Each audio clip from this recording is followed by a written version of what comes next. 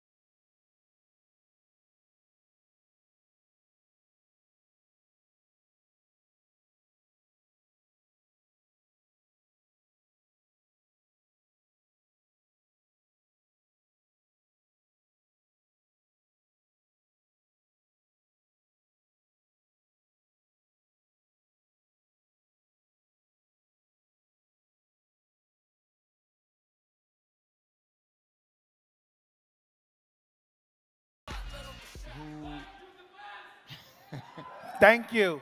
Yeah.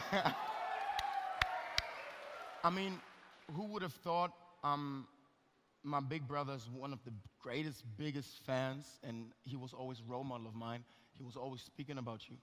And so he forced me, and I'm thankful for that, to watch your documentary. When who would have thought you growing up, after your career, you're gonna sit in freaking Germany, and a bunch of people just staring at you, clapping, and just being happy that you're here. So my first question is, how does it feel, and what do you think of that? I'm very grateful. I'm very grateful and very honorable that they treated me with such a response. Yeah. So thank you everybody for being here and giving such a respect. So thank you very much.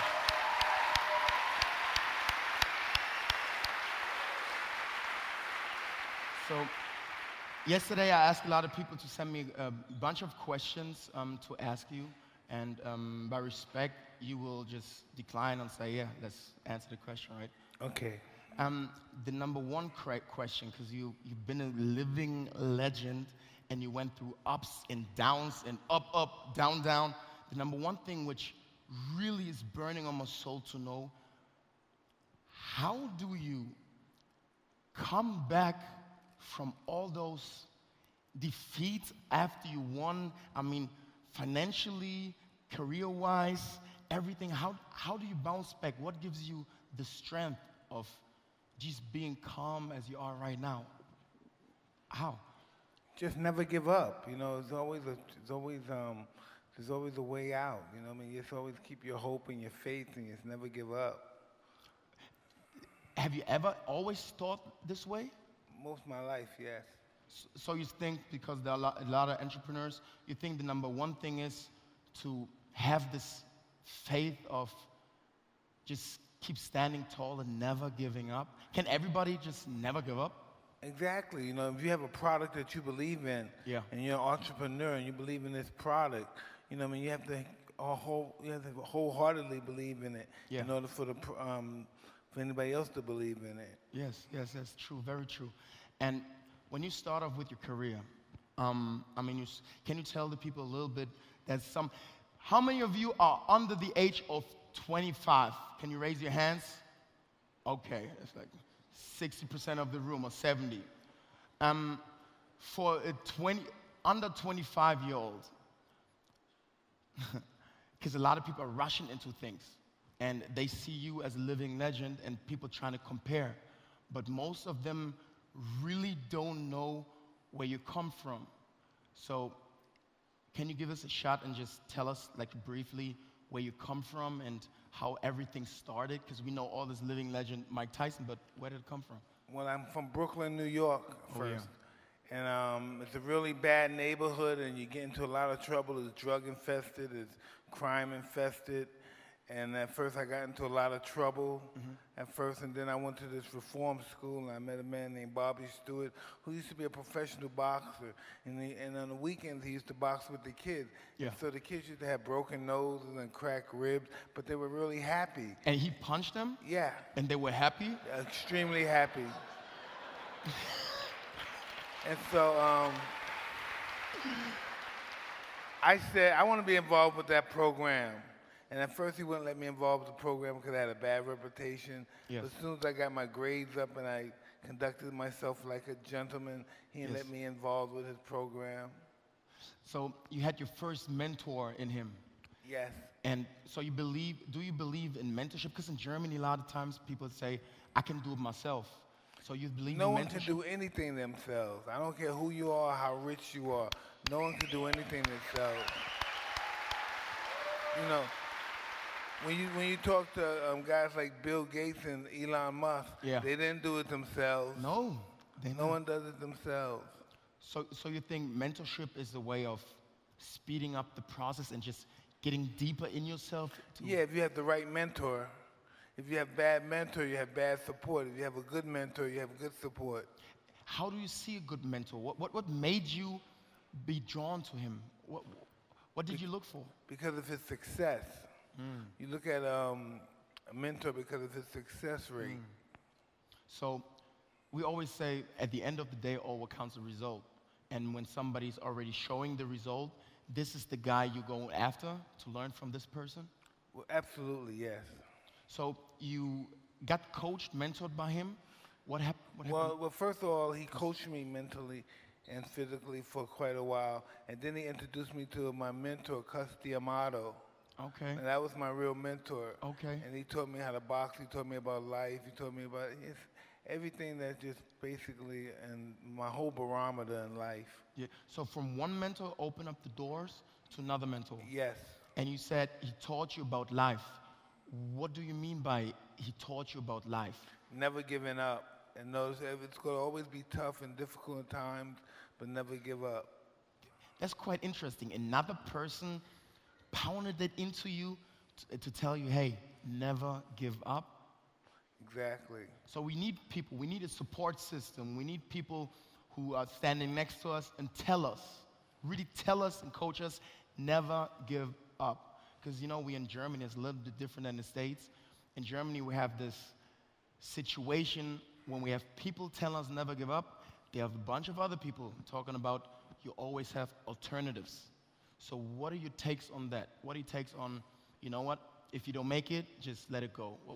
It should be no other alternative. Your objective should be to make it. That should be your life goal, is to make it. It's so funny, I'm sitting next to him and I already feel. Did you see him raising up like there's no alternatives? And I think this is oh my God, you already get goosebumps. I'm ready to just go and rock. There's a quote by you. My brother gave this quote to me and he said, look, this is what Mike says. He's always said, be like Mike. Not like Michael Jordan, but Mike Tyson. And he said, everybody has a plan until they get punched in the face. Well, that just goes in life. That happens in life.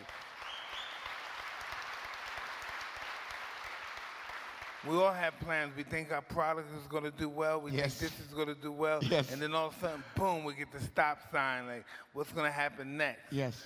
So we always have to have a plan B. Yes. It's always good to have a plan B. So plan B in this term meaning, you have a goal, you know what you're supposed to do, but sometimes the approach you're having is not working. Meaning you always go with the second, third, fourth, fifth approach, just like Mike. There are a lot of things which didn't turn out the way it turned out, No, right? absolutely not. But that's life, you know what I mean? Whatever you want to be in life, I don't care what it is, whenever you want to be the best, even if it's just a garbage can collector, Yes. when you want to be the best, there's always going to be some disappointing moments. And you have to learn how to handle those moments and to continue to go on and succeed. Yes. There was a situation when we go deeper into that, I think you were 17 and you were getting ready for the Olympics, right? Yes. And I mean, I used to play basketball, and the terms we use is this is just a beast, and you know he's going at it, and he's going to the Olympics. And then you got defeated twice by a guy and you didn't make it, right? Right. So first of all, how did it feel, and what was your approach? Like, how did you get mentally back up, and what did you do right after? I got more ferocious, I got more desire, and I just wanted to do it. This is what I want to do. My life wasn't over because I had a disappointment moment in my life. I wasn't going to let my life just crumble after that. That's nothing. That's just a fight. That's 2 fights. The main objective was winning the championship. I mean, but you lost the Olympics. That's okay. You know what I mean? I just know, man, serious.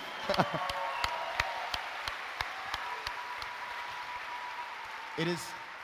That wasn't meant for me to have the Olympics. It was meant for me to be champion. Yeah, because a couple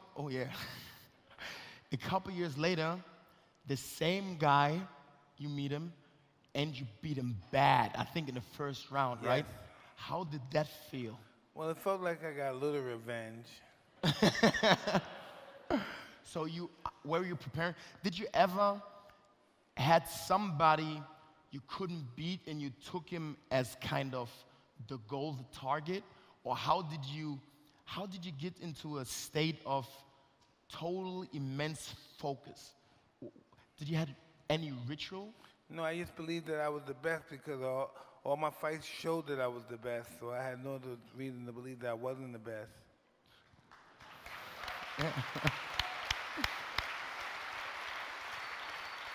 But looking back, going to this fight before to the Olympics, you lost. So how can you think you're the best? No, you just always keep that in mind. Even in people here, when they have a plan, they have a product, the product doesn't work, that don't mean you give up. You keep trying. Okay. So for everybody in here, I don't know if you see it. He doesn't see his failures.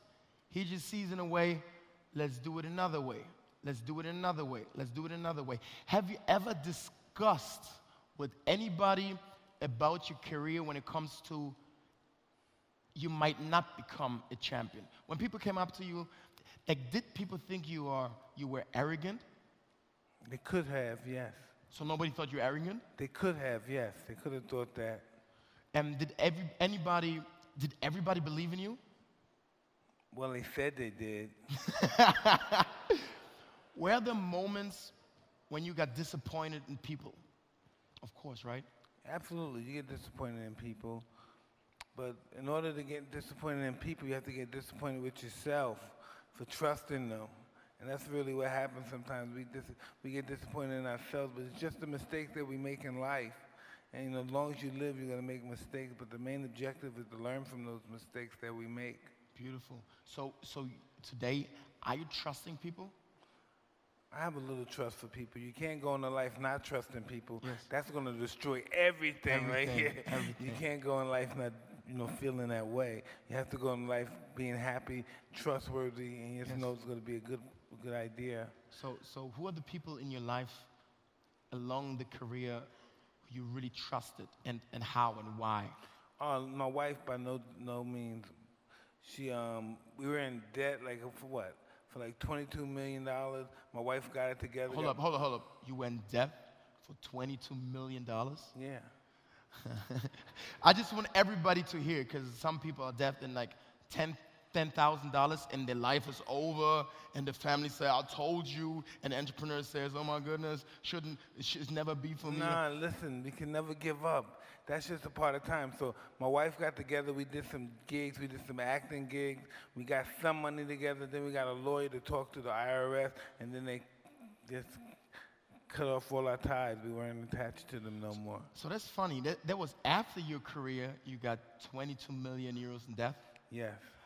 What was the biggest, can I ask, what was the biggest numbers on check? Like, how much did you acquire during your career? One check? Yeah. Like 40 million.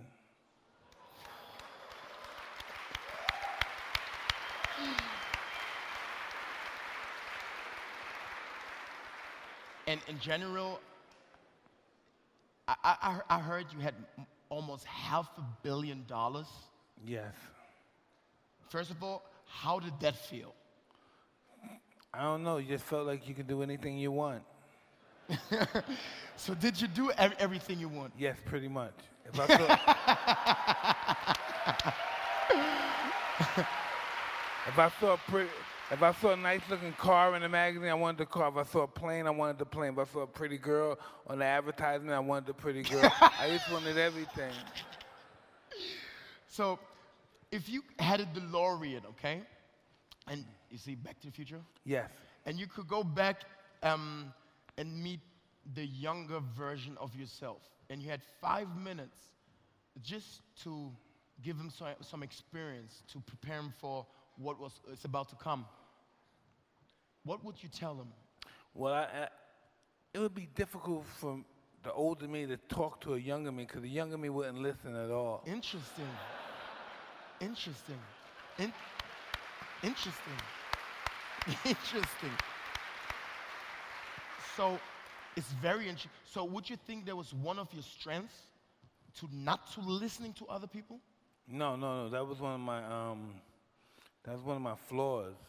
I needed to listen because that's what we all need. We all need somebody that we could trust and listen to, and they could direct us in the right direction. Yes. And in my situation, sometimes I had everything. I didn't think I needed anybody. I said, Yes. "What do I need you for? You don't fight. I'm the one fighting." Yes. But So that was just the wrong way to think of things, though. So you would have wished your younger version to listen more? Absolutely. Man. So, I would have saved more money. Yes, I wouldn't have had so many girlfriends. I wouldn't have been in so much trouble. man, listen. So, if you would have listened, right? Let's just imagine there would be a chance, a day, a moment, and you would meet yourself. And just this moment, he would be open to listen for some reason. I mean, you come you come with a DeLorean. I mean, maybe this would change your mind, right? So what would you tell yourself if you would have listened? What I told myself? Yeah, what would be the advice, like the honest advice to yourself for the future? Save more money.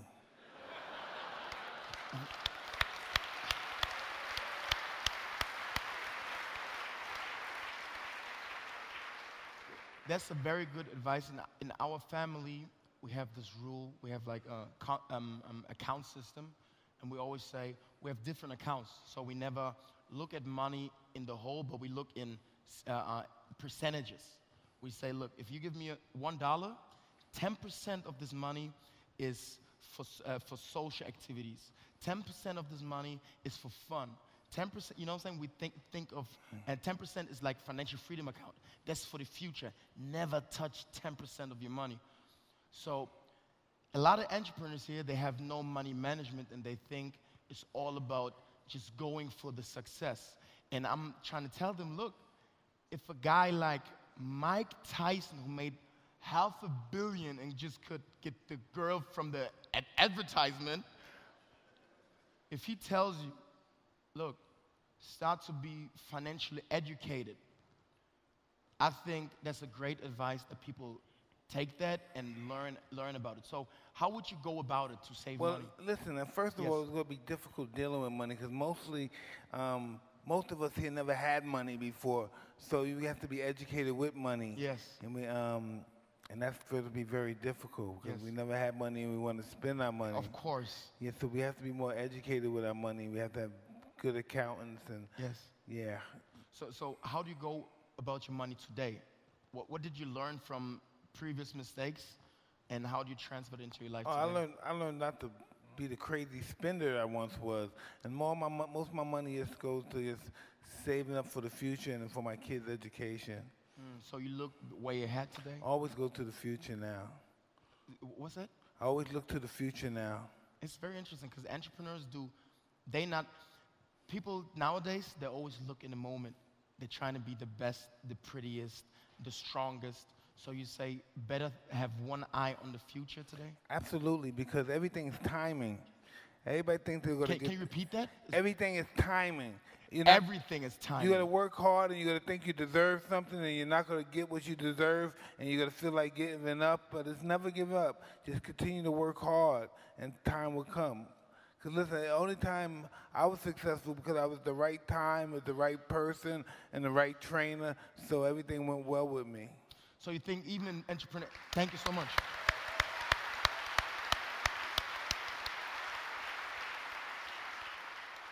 So even entrepreneurship, there are timings, right? And there's one guy, somebody asked me this, it's a guy, everybody knows him, it's Conor McGregor. Yes. And he's using social media in a way that he just exploded in becoming one of the best paid athletes. And my question is, if you would have started today and being you were Mike Tyson, right?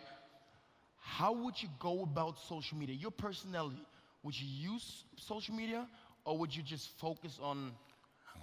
See, social media is really new to me.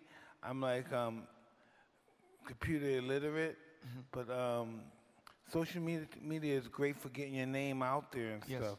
But Conor McGregor, he uses it well, but he got in trouble too. Yeah, true. You know, if you're gonna use this stuff, don't use it to get in trouble. Use it to make yourself look good. Good advice. So you would use social media today? Absolutely. So how big is promoting your product, promoting yourself on your list, on a scale from 1 to 10? How much do you focus on promoting yourself? Listen, I don't promote myself. The promoters promote me. So I am what you're gonna get. You know what I mean? Everybody knows what they're gonna get. That's why everybody's here. Everybody knows what they're gonna get. Exactly. That's why I don't need to promote myself on social media or anything. I have the promoters to do that. But promotion were very big on yourself, right? Yes. And there was a guy, and his name Calvin Hollywood. I know where he's at. And he asked me, ask Mike. Hollywood. Where you at, Hollywood? Where you at? Calvin. Yeah. And he asked me, with all this pressure, because your life was just on scale and just everybody saw it, everybody saw what happened because it was just Mike Tyson everywhere. How did you go about all this intense pressure? Because everybody knows you, everybody knows your kids, everybody knows your wife, everybody knows everything about you. How do you go about it? Like, I don't know. It's just what I wanted. This is what I wanted all my life. I wanted to have that pressure. I wanted to be the man. I wanted everybody to see me. That's what I wanted. You wanted pressure? Yes. Okay, you wanted pressure? Absolutely. So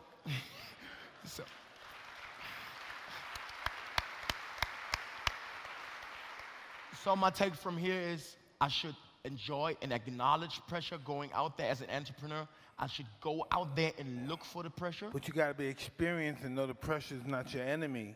Some people go in there and think pressure is going to kill me. Oh, my God, I'm sweating. Oh, my God, I can't think. Pressure is not the enemy. Pressure is your friend. It makes you sharper, makes you more alert, makes you more hungry, it makes you want to refuse to lose. And that's beautiful. Hey, that's beautiful. That is beautiful. And I think this is what sets you apart. My mentor always says, look, Thaddeus, it's not about how artfully you avoid problems, but it's more about how powerfully you solve them. So my last question from today is, you ran against the best of the best. You were just fighting beasts out there. First of all, have you ever been nervous? Yeah, all my fights I'm nervous. What? I'm nervous to all of them. You were always nervous? Always nervous. What do you mean? You're always nervous. You have to have that nerve. If you don't have that nerve, I don't think you're going to do well. You have to have those little nerves, those little jitterbugs. Have you ever been scared? Yeah. Before a fight? Yeah. Really? Yeah. I mean, if you have watched his fight,